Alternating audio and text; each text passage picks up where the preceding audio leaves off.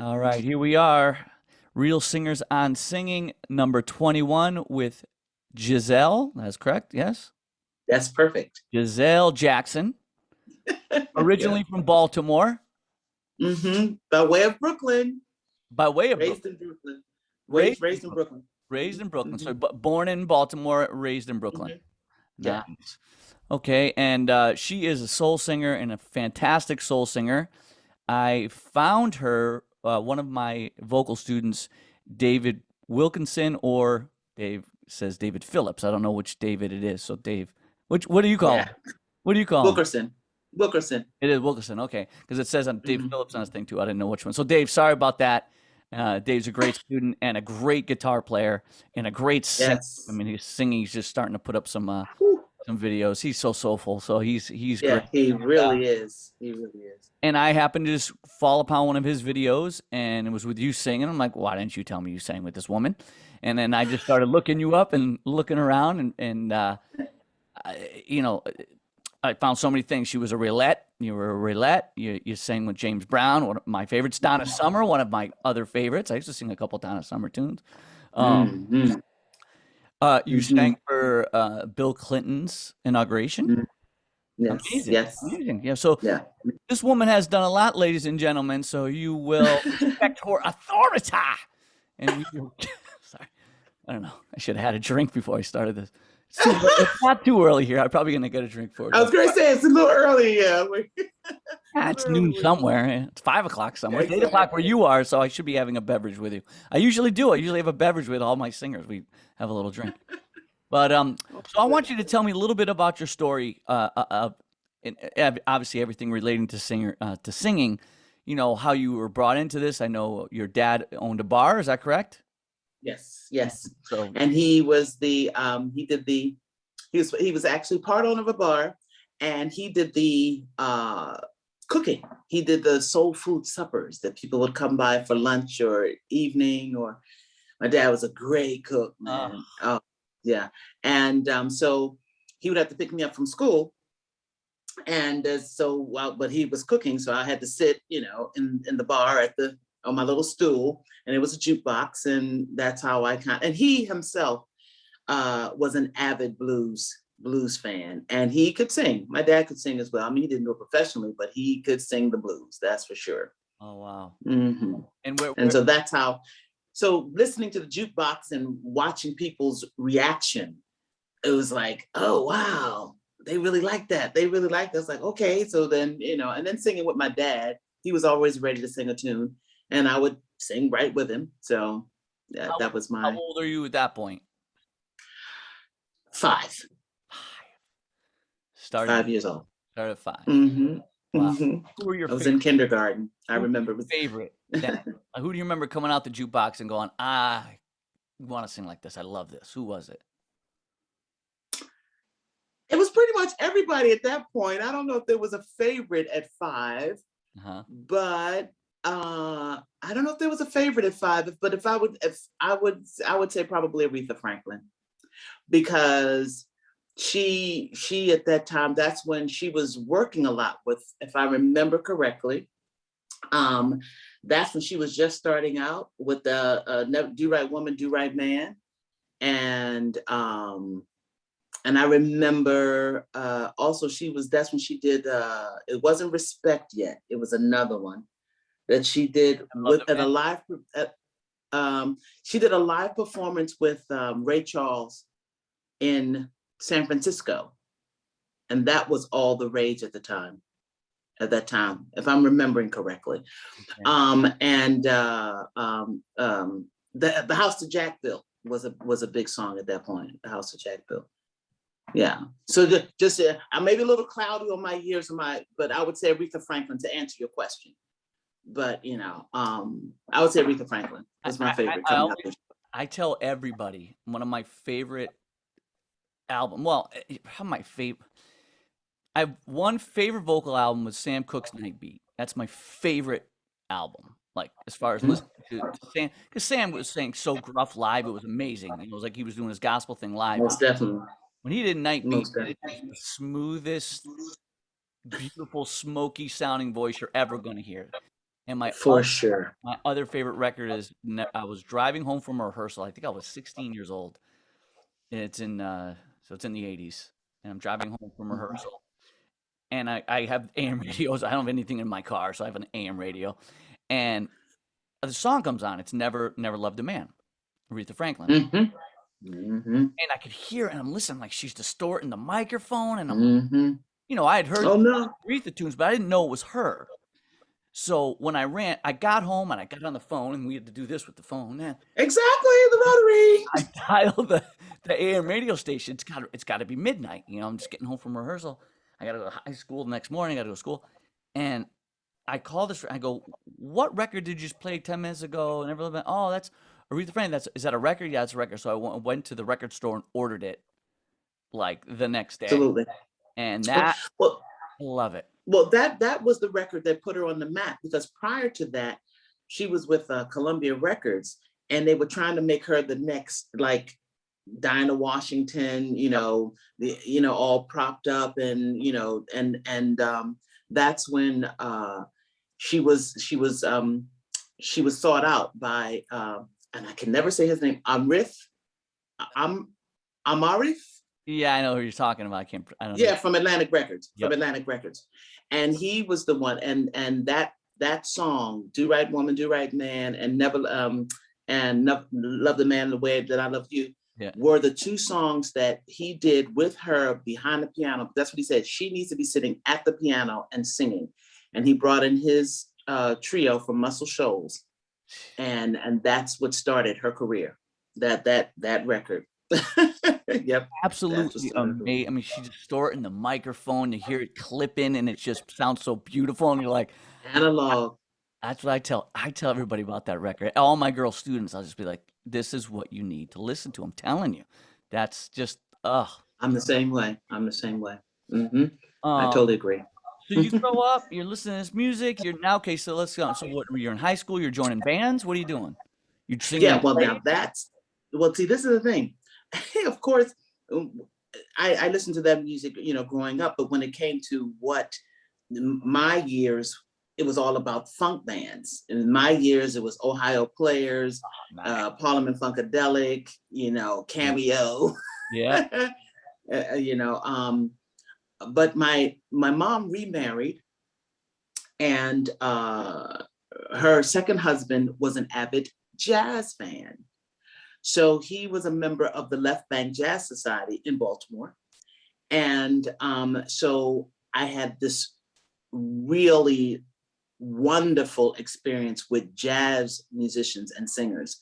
Maynard Ferguson, Lynn Collins, Nancy Wilson, Leon Henderson. All these people used to come through, come through the jazz club, and we were hosts. So I used to sit and I would hear them. I would be working at the venue, serving while they were playing, and then they would come by the house. And so I had that influence. And at the same time, groups and bands were all the rage at the same time. So I have to say, in terms of my musical influences, it's pretty. I pretty much had a lot in my life to listen to hear. And also the radio at that particular time was very full, from 80, when you had jazz on your college stations, all the way to 101.1, covering light rock, easy listening, contemporary jazz, funk, alternative, avant-garde, I should say. It wasn't even alternative at that point. It's avant-garde. So so for me, when it came down to what I sang and the bands that I played in, it was basically funk. So you were doing the Cosmic Slop and all that kind of stuff. Just listen to those. Ooh, was that the record? No one knows about that stuff. Or Maggot Brain. Man, Maggot Brain. I mean, come on. Let's take it to the stage. Man, yeah, great records. And also, like I said, the plethora. I mean, I'm a huge Alice Cooper fan. That Welcome to My Nightmare record. Wow, okay. Wow. Off the chain. Mm-hmm. Yeah. So now you're singing in funk bands and stuff. Have you had any formal training vocally, or you just letting it out? No, it's definitely a gift. I had no formal training. It was definitely a gift. Really? Yeah. Okay, so actually, I'm going to jump then. I was going to like kind of continue there. Now I'm going to jump to another question. Okay, it's a gift. So we have this gift.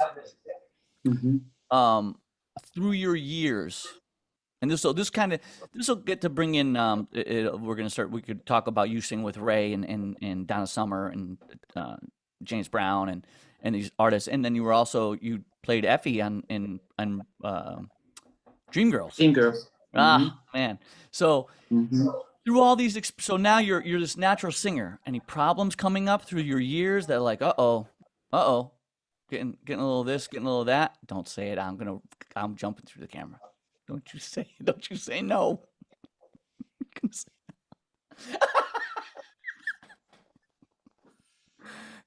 This podcast is over, ladies and gentlemen. Thank you very much. So, wait a second. So, nothing. Just getting better with age. Just time's just coming on. You're just getting better. You're just feeling your voice better and better. I mean, that's what happens, right? You're singing more. You're singing better, and this is what. And I have to say that it's really true. And when you sing consistently, your voice is at its best. I can honestly say that. Yeah. And why I say that is because during this break with COVID, yep, I teach 2 days a week. So outside of my speaking voice and teaching, and the occasional time when I'll say, in the class, when we got back to singing, that's the first time I noticed, and I knew what it was because I wasn't using it as much as I used to. Yeah. So yeah, there was a bit of warm up to get back to it. There was a bit of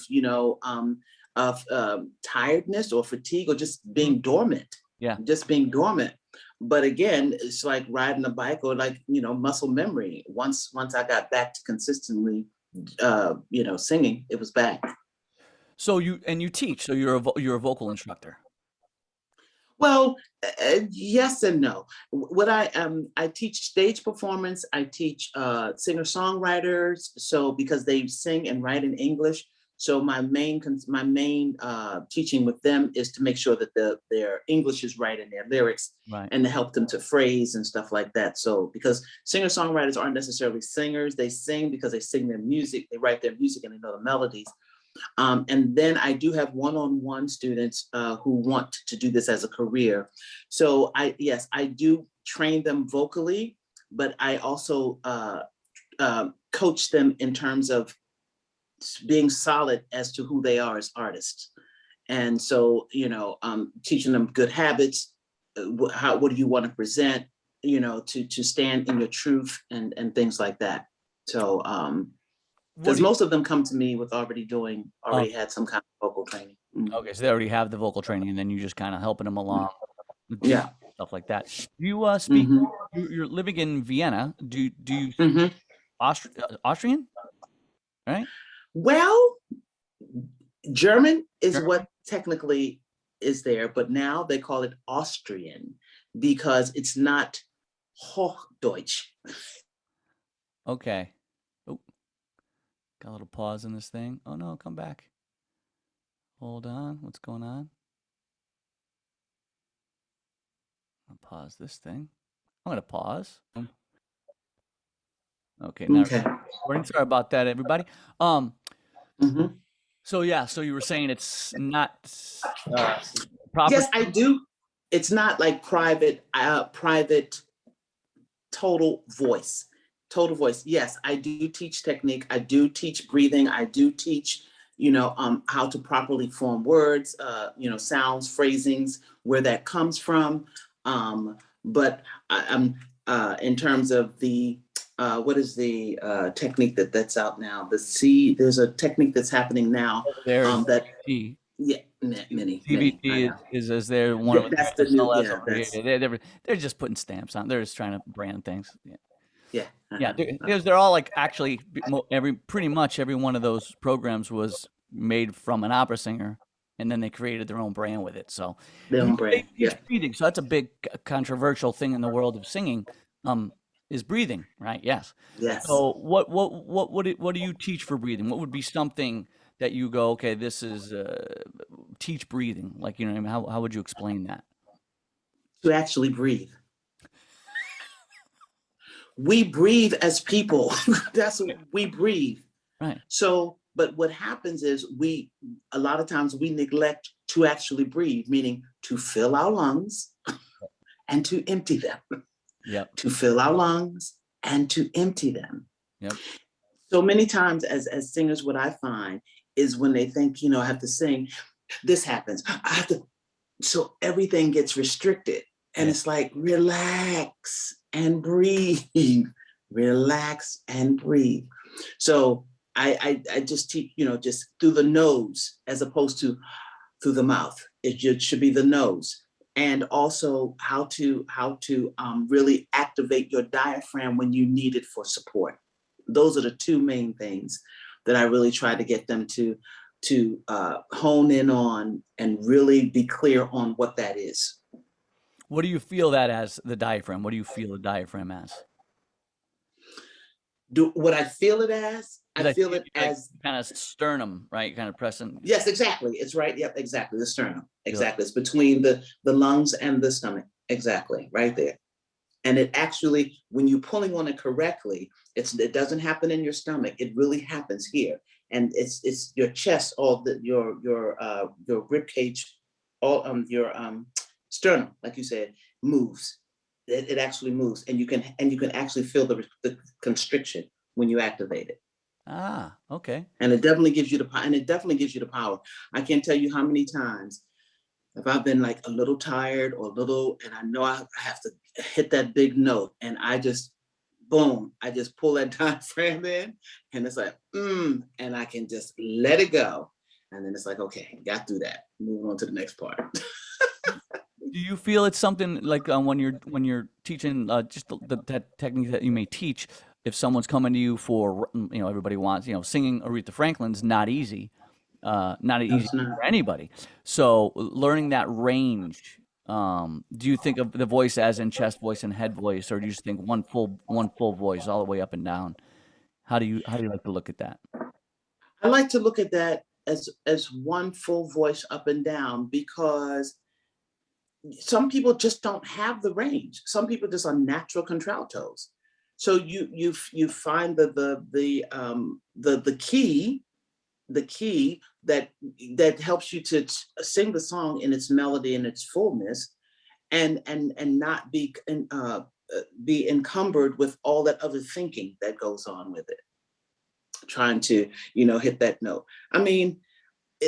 Aretha is a voice unlike any other voice, and it's her gift.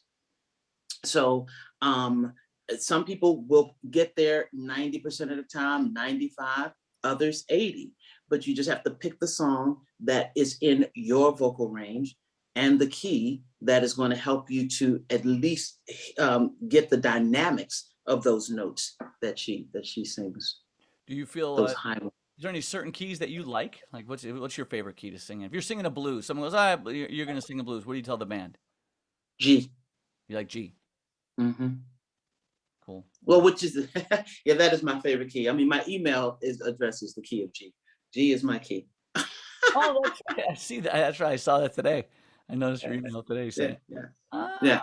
So oh, G is mine. And when it comes to dance stuff, I like E flat, E or E flat for okay. dance music. Do you Mhm. warm up before you sing gigs? There was a time, but there was a time. But like I said, if you're singing regularly, your voice is fine. Right. Your voice will. This is what I used to do.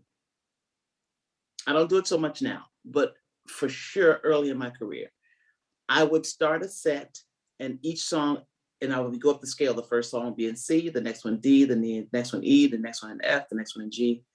That was my first set. C, D, E, F, G, A, B, C. That's how I started my first set. So, because the second set was the set where I'm driving it home. It's all the disco and all that. So after that first set, I'm warm. I'm warmed up after that. Okay. Anything to keep your voice healthy? Sleep, rest. Yeah, that's to me seems. Do you drink at all? And pops? In pops? You have any pops? Like, any drinks when you're singing? No, I do not drink when I sing. Nope. Do you drink at No, all? no, no, No drink. no. No drink. Okay.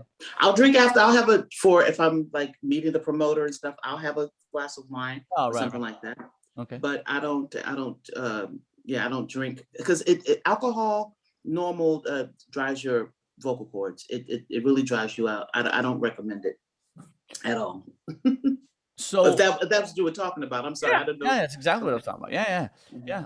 Because yeah, everyone's kind of different. I have some Yes. singers that I've met that are like, oh, I like to have a couple of pops before I sing, and they're great Hmm. singers. So it's like, oh, well, go Yep. get It ahead. works for them. Yeah, Yeah, I'm not a for great sure. singer, but I always have a couple of pops before I sing. Maybe I shouldn't. I don't know. um, so tell me now. Let's get into some of the people that you play with. So playing with play with Ray Charles. Hmm. This is Hmm. huge, right? So did you ever notice Ray or any of the other Raylets doing warm ups and things like that? No, because I came into the situation. We were picked by Mary Clayton, who was an original Raylette. We were picked by her to cover a certain part of the tour that they could not do. So she taught us. She taught us what we needed to know, and she would check on us, and she would make sure that everything was going correctly. I mean, Ray would talk to us, and he would, how you ladies doing? He was really more focused and harder on the musicians than us. Um, and also at the time when I was working with him, he was at that point in his career, we were doing a lot of galas and benefits, special stuff like that. We did a couple of little tour things, like outdoor festivals and stuff like that. But most of the stuff we did were galas and benefits, where he was brought in as the special guest. Um, his of course, and it's very true. His hearing was impeccable. Wow. He heard everything. And that's what made him just so phenomenal. And because if for him, any small sound that was not supposed to be there was a distraction. It took away from the song, however small it was. That's why he was very hard on musicians. So if the guitar wasn't tuned right, or the horn section wasn't tuned right, he could hear all of that. And even with us, he would, and we didn't hit those harmonies. But Mary Clayton made sure we did. Wow. Yeah. So So Mary made overall, sure we did. great experience. Great experience to Oh, for be. certain. Yeah. For sure. He was very charming. He was funny. Ah. He was very kind. He was approachable. Yeah, he was really the talent that he was. And again, this was after he'd gotten all of his awards, and he's kind of had settled into who he was as the legend. Right. Right. Right. So. Mhm. Right. He and now getting to James Brown. So you're saying with James Brown, who notorious for fining everybody in the band, right? He's always fining. Well, yeah, but see, the thing I opened a lot. I opened a couple of shows for him.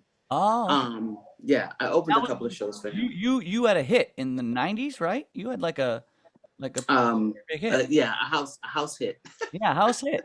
What was it? What A was the name of house the hit. song? Love Commandments. Love Commandments. I Hmm. want to check that Love out. Love Commandments. Commandments. Okay. Yeah, it's considered a club classic. Oh, is it really? Hmm. Oh, I that's great. still get calls for that song. I still get calls for that song. Oh, that's Hmm. great. Yeah. And so you toured with that for a while. Was that your main thing for some For years? for a while, yeah, I did that for a minute. Yeah, Yep. yep, it was And really good. It took. Mhm. go ahead. Yeah, it took me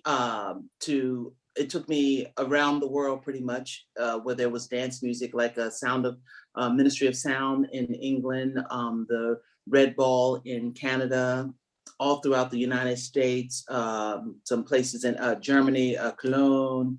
Where else did I go with that? Cologne, Berlin, Munich, were really, really huge house music houses That's great. and clubs. Mm-hmm. That's great. It was quite interesting, actually. Yeah. It's different, that genre of music. Would It's you different. kind of go in? It would be like a DJ playing the instrumental version. You like singing over it? Was it that kind of a thing, or was it full? Well, because I used real instruments, that's why it was such a. I think that's a part of why it was such a big hit, because I would travel. I had timbales, bass, and guitar, and then there was a DAT track, of Yeah. course. Yeah. Mm-hmm. Yeah, but we had. I performed with real musicians, so that made it a little different Oh, than that's usual. great. Mm-hmm. And what about Donna Summer? Was that someone you played with? That you sang for? Oh yes. Yeah. Yes. Yep. That fool. Yeah. That was amazing. That was amazing. She was, yeah, because we were the background singers, and because she usually sang with her sister, and so I came in with taking her sister's place. So and her husband, we call him Sedano, was very, and he would sing with us sometimes too. He would get back there with us and sing, which made it so different, because it was male. There was a male influence, right? But that was sometimes. But she actually sounded even more amazing in her later years. It was unbelievable when she would come in and she would still be hitting all of those notes like effortlessly. And she was very kind. She always spoke to us and made sure that we had what we needed. Was our sound good? When and I was really shocked one time when she invited me. She said, "Come on in and talk to me, Brooklyn," because she has a daughter. That's where her husband's from, Brooklyn, and her daughter's name is Brooklyn, and that's where I lived, in Brooklyn, New York. So she would call me Brooklyn, and she would actually sit with me and ask me how my career was going, how I felt about the industry. Wow. Did I find myself? Yeah, she was very, very, very caring, and very much about music and how important it was to culture, to the world.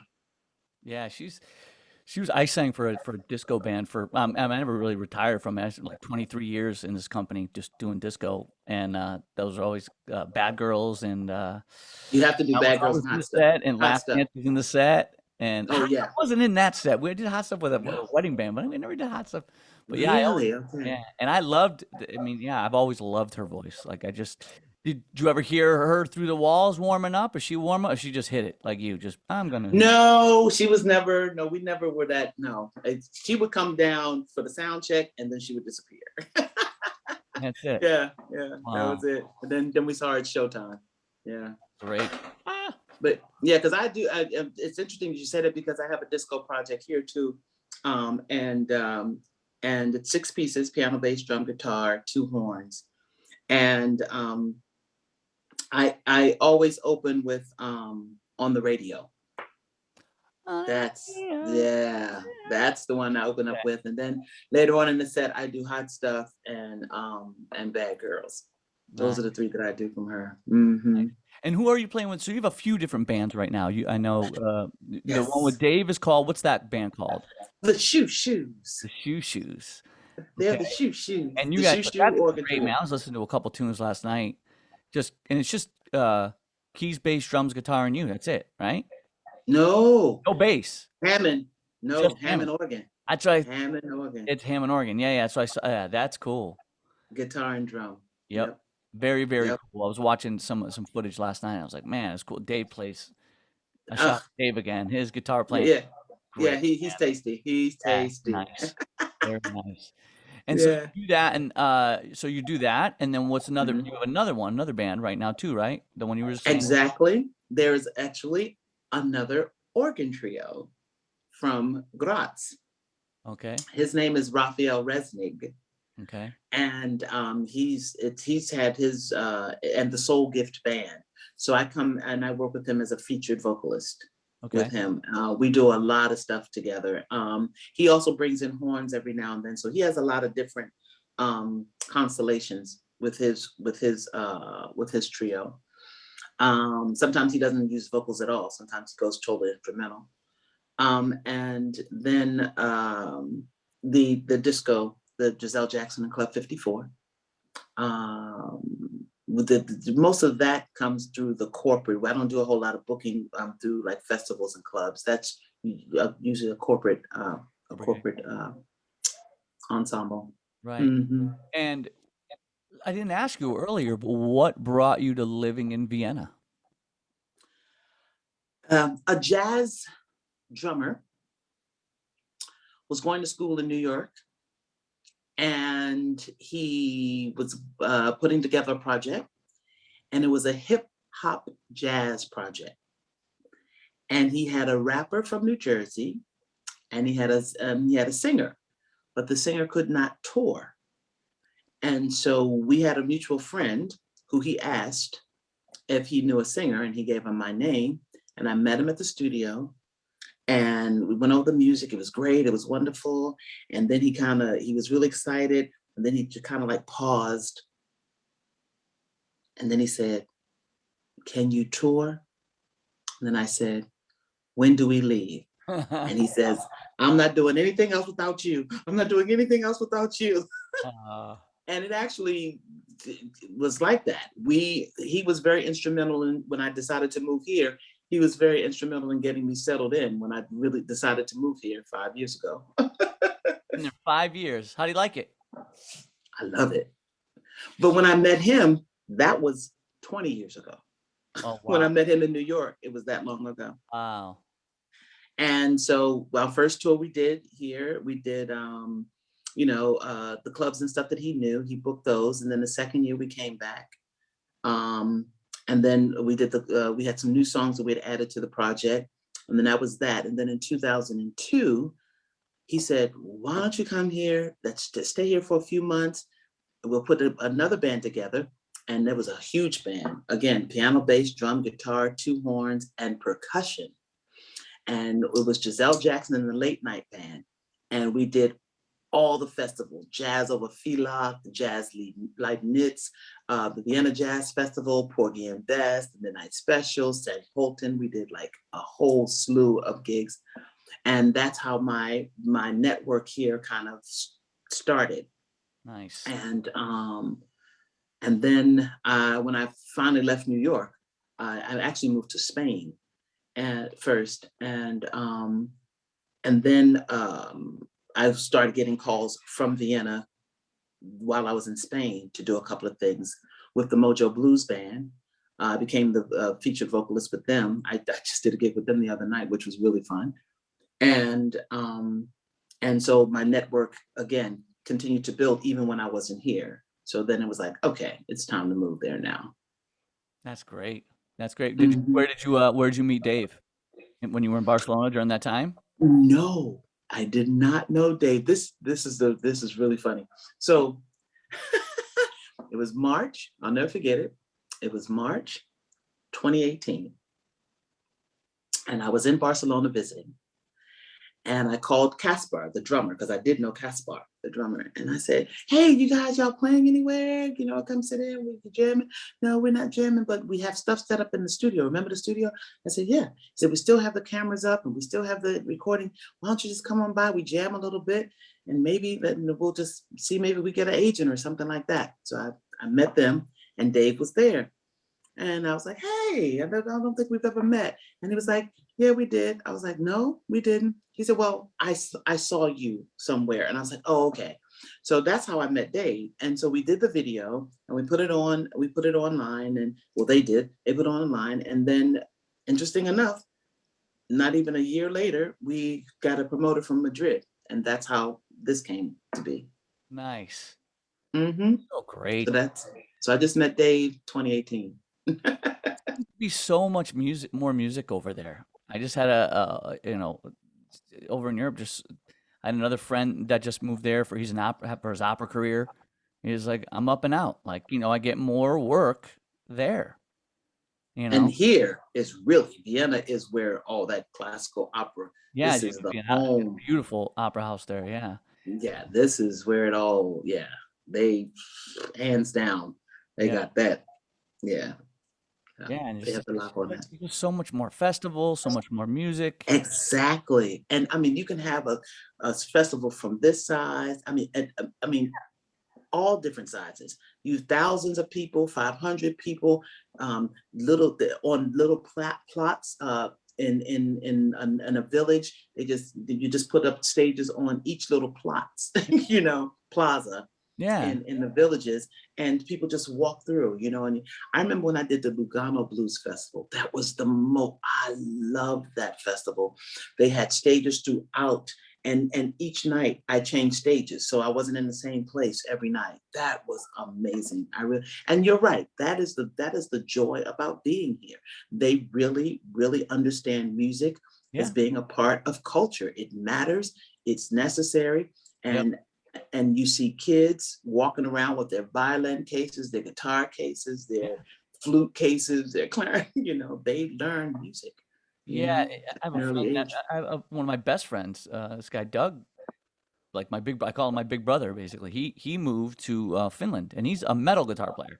He plays Oof, for like heavy metal bands. But he was like, he was here, he was like in Boston, and he's like, why should I be here? I just wait around to tour every year in Europe. So he picked up, moved to Finland. exactly. Now he's like still does his tours there when the band Hmm. tours over there and we're in Europe. Hmm. And he's there and he's getting this band, he's playing with this band, he's putting his own band together. He works Yeah. with he works at a studio with kids, teaching them about music. I was like, yeah, you can't do that in the States. I What? mean, I'm here Yeah, teaching in my language. yeah, I'm teaching in English. And you're right. In the States, it's like you got to, it's like pulling teeth. You got to jump all these hoops and stuff. yep. It's like, yeah. It's hard. It's hard to make a career. I get called. I get called a lot. Not just for singing lessons. I get called for singing lessons, but I get called from people just going, "Hey, man," from other countries, going, "I'm looking to get into the music business, and I noticed that you had somewhat of a career, and you got to play around here and tour. And then how'd you do?" And I said, "Well, it was a lot different when I was growing up in the '80s." You sound like me, Yeah, no, and I hate saying it like that. Like you want to but it's go back in true. my day, but it's not like that anymore. Like It's not. it's very hard to find like-minded people that want to work as hard as you do, you know, and make something. I just watched. Oh, this is so great. You got to watch it. I just watched one of my favorite bands growing up before I was even playing music was Leonard Skinner. Mhm. I just watched a documentary that's on Netflix about them last night, which I was so excited to see it. And I forget the producer was talking about when he first worked with them. He goes, one thing about working with Skinner was, they would do it at Muscle Shoals. They would record the records, right? Mhm. But they had a Mhm. place out in the woods. I never knew anything about this called the Hell House, and they would rehearse at the Hell House. Every single note was done perfectly before they left the Hell House to go record. So when they got into the studio, the work was done. Because I never Yep. worked with a band since then that was as focused as these guys. And I go, you don't find that anymore. You don't. Nope. I've been trying. I was telling someone I've been trying to put a band together for 10 years. Where I live, Yep. it's so hard. It's Like, so it's different. not that. It's not that hard, but it's No, so hard. but it really, really is. And I think, and I mean, I feel like it's because of the technology, because anybody can sit in their living room with Pro Tools or whatever it is and put something together Yep. and release it, put it out, put it on Spotify, no matter how good or bad it sounds, but everybody can do it now. And, they don't necessarily have to pick up an instrument. I miss the days of rehearsal. Like I said, when I was like 16, I rehearsed. Went to high school, but I rehearsed every night about an hour from my house. Every night until whatever it was, midnight, and I'd get up the next day, Exactly. get back to the rehearsal room the next day. Because we wanted to be better than that band. It was a Uh, competition. Who could be better? Always. Who could be Yes, better? Who could have the bigger stage set? exactly. Who could have more cymbals? It was always Exactly. not anymore. It's not Not nobody. anymore. Who could Nobody wants to really put the more. work in, unfortunately. And it's sad saying that to people. Like people ask me, I'm like, I don't want to sound like the old guy, but it was a lot different now. I mean, all of my friends that tour in hard rock bands from the '80s and stuff like that, they if they play in the States, it's twice a year, maybe. They all go to Mm-hmm. Europe. They Mm-hmm. get a tour going and they go to Europe, and then they come back, Mm-hmm. and then they wait a few Mm-hmm. months, and then they go back to Europe, and then they wait and come Mm-hmm. back, then they go to South America. Nothing. They don't play. Nobody plays here. It's And that's something. so And that was our GP, and that was our gross national product. That was our GNP. Our music. yeah. Our music is what, wow. They Music and don't. film. Yep. That's what, and over here, and that's the thing. Here, the soundtrack from when we were coming up is what people want, is It's what still people going. play. That's what they, yeah. Isn't it something? Yeah, I've been That's wanting to move to interesting. Sicily. I want to move to Sicily really bad. I love. Oof, I love. oof. Well, what you waiting for? What you I waiting know. on? I know. Me and my wife, we talk about it all the time. I'm like trying to figure it out. It's hard to move there. It's like you can't get any kind of visa. It's almost Now it's going to be tough. now it's even Now it's going to tougher. be tough. Yeah, it's going to be a lot tougher now. Yeah. I mean, if Sicily is not, then um, maybe go to the Netherlands or go to another EU Yeah. EU country. Yeah. And that's going to be better for you to settle in, because then you can just fly to or take a Yeah, it's train or easy, fly right? to Big Sicily. trains everywhere. It's just boom, boom, boom. You get to go anywhere you want really quick. Yeah, yeah. Nice. All right, Daniel. What else? All right. So anything you want to say to aspiring singers out there? What would you, if you were to give someone, say, this is what you need to do? This is my advice to you. Okay. I love it. Yeah. My advice. Get a job. No, sorry. No. You really have to know that this is what that you really want to do this. Because unlike when we were coming up, now you have so many other things as distractions. So you cannot come into this business today on shaky ground. You have to know your truth. You have to know what it is you want to say and why you are saying it musically. There is no room for half-stepping. There's no room for it, because you will be in this vicious cycle of never getting ahead, always planning. I'm going to do it. I'm going to do it. I'm going to do it. So know that this is what you want to do for your life, for your career. I like that. That's beautiful. Thank you so much for doing this. Thank you for asking. Wow. And tell everybody. I want to put it up on the little description as well. But tell everybody where they can find you and where they can listen to your music. I'm very happy to say that Dave and I, the Shoo Shoes, Gisele Jackson, the Shoo Shoes, actually have a live performance record where I'm really, again, happy to say that 3 of my original songs are on there and their versions of them. So they redid them, revamped the composition, and it's called Soul Live. And it can be found on all digital platforms. And we're actually touring with it right now. As a matter of fact, we're doing a festival this Saturday in Portugal. So we'll be selling the records there as well at the end of the show. Nice. So you can find that, and GiseleJackson.com, where I post, my calendar. And from time to time, I put things up on Facebook, specifically if I'm doing a lot of things local, but I will put up other stuff too. Facebook, Gisele Jackson music page, and Gisele Jackson Sings on YouTube. You can find, and these days, again, people with videos, I can't tell you how many times I go through there and say, well, why did that get there trying to move stuff? But hey, they say when there's no press, that's when you worry. So, so just Have find a little bit of everything. Yeah. All right. Yeah. All right. Well, that's great. Hey, everybody, this has been great. This was Real Singers on Singing number 21, lucky number 21. And again, thanks a lot. This has been a pleasure. And Thank you, Daniel. I'll say bye to you on the side. See you, everybody. Bye-bye. See ya.